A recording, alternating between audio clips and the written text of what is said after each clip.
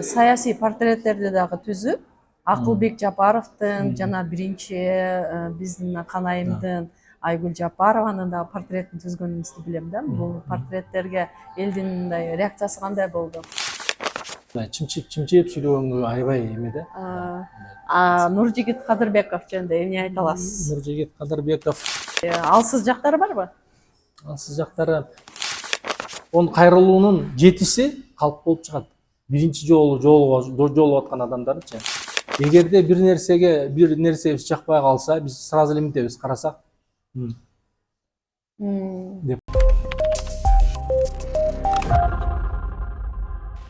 Сиздер Эркин Тогесин YouTube каналын көрүп жатасыздар. Бүгүн бизде өзгөчө конок бар, өзгөчө кесип ээси, профайлер, психолог Арсланбек байке. Саламатсыз? Куш келипсиз.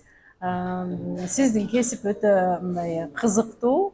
Анан биздин окурмандарга бүгүн бул кандай кесип, эмнени изилдейт, ошол жөнүндө айтып берсеңиз.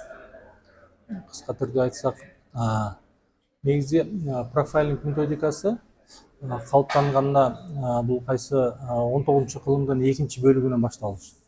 1888 жылы улуу Великобританияда соттук медиктер шуну изилдеп таап жана калыптандырып чыгарганда.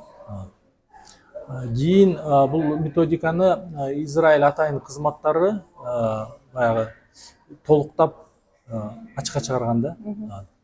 Азыр ушул профайлинг методикасы кай жерде колдонулат? Бул баягы коопсуздукта колдонулат да. Аэропорттордо колдонулат.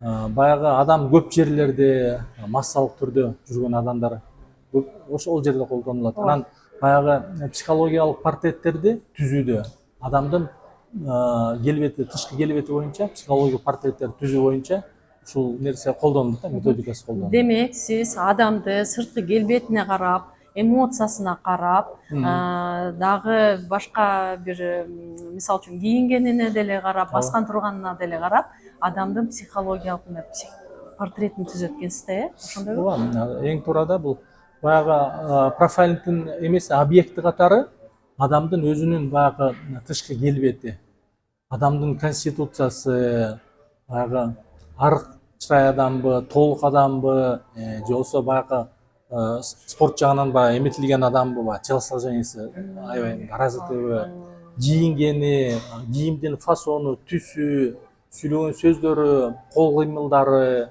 бүт баарын ошонун баарын карап отуруп, анализдеп отуруп, биз баягы психологиялык болжолдук сүрөтчөсүн түзө алабыз да.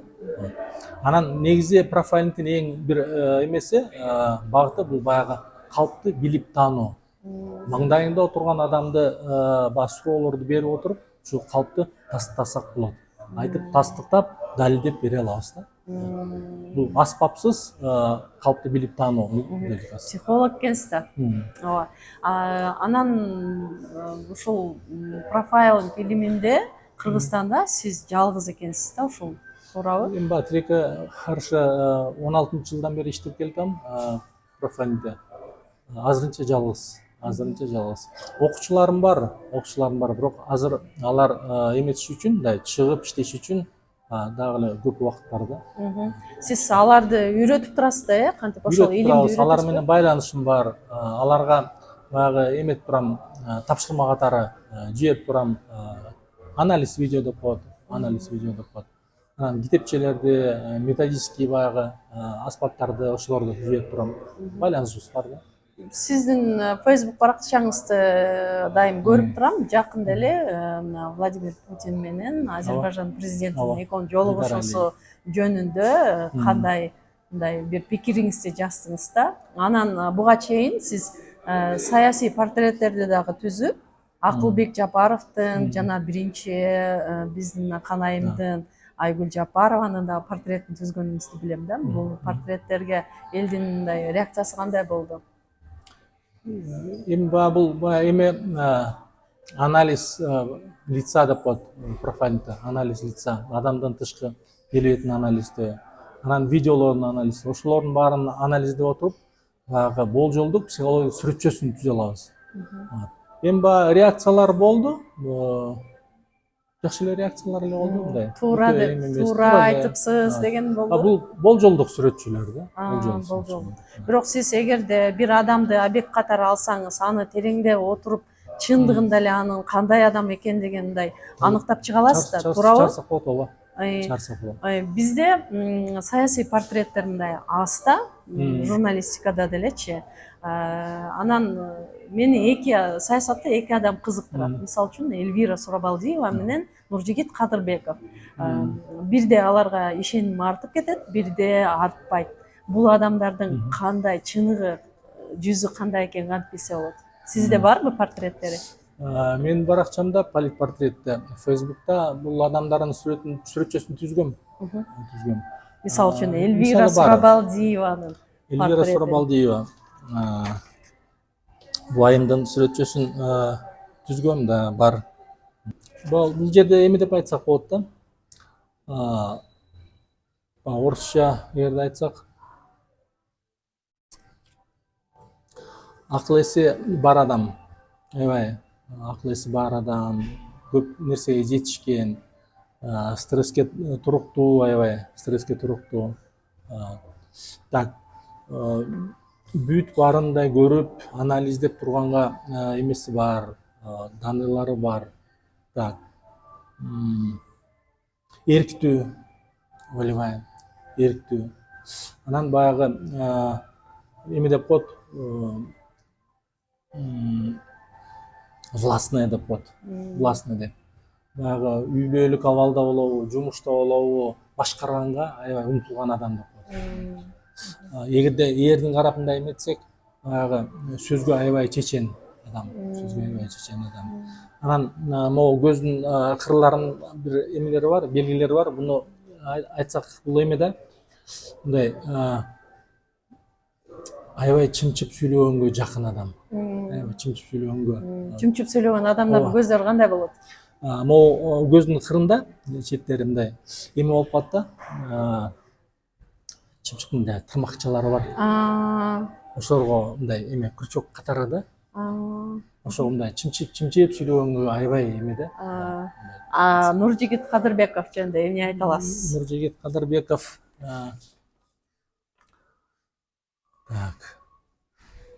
аябай творческий адам. Эмнесинен билинип турат? Творческий адам. Бул жерде эме деп коет, линия роста волос деп коет. Ошо боюнча аябай творческий адам, стресске туруктуу дейт, Анан үжөр, упрямый. Сөзгө аябай чечен, бай. Бул жерде айта кетсек, бул адам өзүн негизи аябай баалайт, сыйлайт. Өзүн сыйлайт, баалайт. Ошонусу бар. Анан аябай мындай эме деп коет, орусча айтсак, человек тонкой душевной организации дейт. Аябай назиктиги бар да. Көзүнүн ылдыйындагы эмелерди карасак, белгилерди карасак, көп иретте өзүнүн баягы эмесин, эмоцияларын мындай жашырат. Ачыкка чыгара албайт. Эме деп коет орусча, скрытые эмоции дейт. Көп ирет эмеде.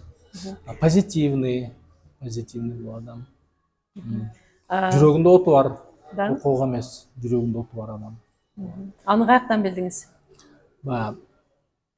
Оозу эмеде мындай, кичинекей эмес, чоң да. Оозу чоң адамдар жүрөгүндө оту бар болот. Жүрөгүндө оту бар мындай эрт адамдардан да. Жакшы. Тайманбас адам. Да. Творческий. Эмесичи мындай алсыз жактары барбы? Алсыз жактары эми бул эме деп коет, истероидность деп коет. Истероидность бул баягы эме жаман нерсе эмес да. Истероидность бул адам өзүн мындай билдиргиси келет, көргөзгүсү келет. Бул адам жөнүндө эме да мындай. Бул адам айтат, бул мен жөнүндө эл билиш керек, көрүш керек депчи, элге билиниш керек да булардынчы. ооба. Көп берет да баягы эметет. Сиз бул эки адамдын мындай дагы портретин тереңдетип түзүп берет деген ишенимдемин да. Ооба. Аны Анан үчүн убакыт керек, отуруш анткени керек, маңдай ооба. теске отуруп алып эметиш керек, Ооба. маектеш керек. Ооба. Сиз бул жерде көп китептерди алып келиптирсиз. Анан мен уккам сиздин аэропорттун дагы Ооба. аэропорттогу ушул кызматкерлерди да Ооба. окутуп жүрөт депчи. Эмнеге окутасыз аларды? 2019-жылы окуткам. Бул баягы эме жагынан да, авиационный безопасность деп коет. Авиациядагы коопсуздукту сактоо максатында да. Бул жерде биз канча 190 бала окуган, ал 19-жылы окуган. 19-жылы окуп, профайлинг кызматы түзүлгөн аэропортточу. Азыр барбы билбейм. Ал балдарды биз эмнеге окуттук эле? Коопсуздукту сактоо түрүндө, контрабандага туруштук берүү, бул жерде контрабандага. Анан Террористтерди аныктоо. да, террористтерди аныктоого негизи. Жана провоз запрещенных предметов деп коет, взрывчатых веществ деп коет. Мисалы үчүн нелегальный ошондой мигранттарга каршы. ошондой нелегальный мигранттар ошол анан кылмыш кылып аткан адам өзүн кандай алып жүрөт, мисалы үчүн аэропортточу Ошонун бүт белгилери бар да. Мисалы, баягы кирип келген адам, аэропортко кирип келген адам, эгерде мындай эч мындай ойлору жок болсо, баягы жардырып деген ойлору жок болсо, ал адам кандай өзүн алып отурат. Баягы уча турган адамда баягы беспокойство, тревога деген бар.